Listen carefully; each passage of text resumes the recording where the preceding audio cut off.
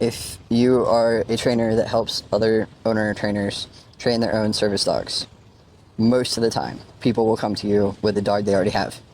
And because of their home situation, because of financial reasons, whatever the reason may be, or even because they've already bonded with this dog and, they've already had it with them, they will want the dog to be their service dog. And a lot of people have the misconception that any dog can be a service dog as long as you train it.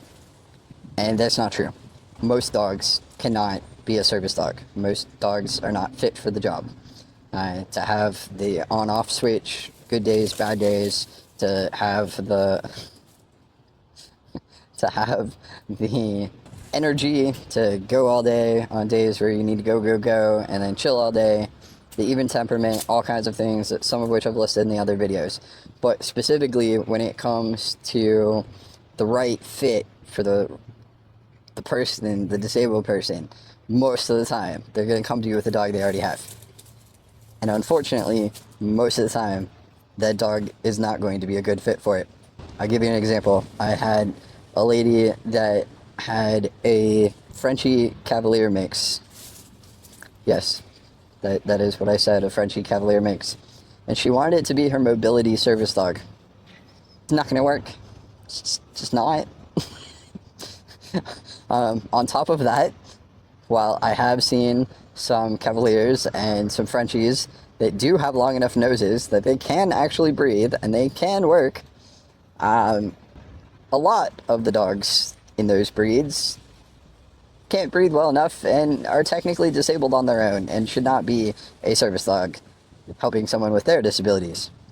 So the honesty, integrity, and fitting the right dog for the right job all go hand in hand.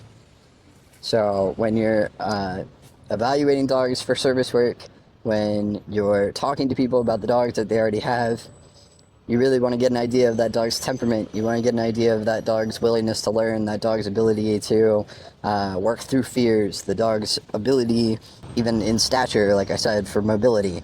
As much, for example, as I loved Riley, and he did a really great job as a service dog and a mobility dog and was, a strong pit bull mix, we eventually got to the point where it was like I was getting so much, I ended up with more injuries, and because of more injuries, made it harder for me to get up off of things, and I was to the point where I was starting to lift him up off the ground because he didn't weigh enough to counteract me getting up. She's almost twice his size. And that's because I knew that I needed a bigger dog. Riley was 48 pounds. I'm 250 odd pounds. So certain chairs, certain situations, it works. But in a situation like this, where I'm sitting on stairs and I'm really low to the ground and I'd have to get really high up, it won't work. It works with her though, because she's taller, she's bigger, and she can counteract the weight. Now, for those of you that are already trainers, please don't come after me.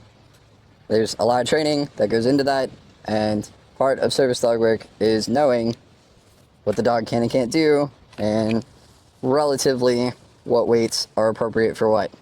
So, yes, she is big enough to do the job, and she does it with little to no effort. I hope that brings a little bit of clarity to the subject, and I'll see y'all next time.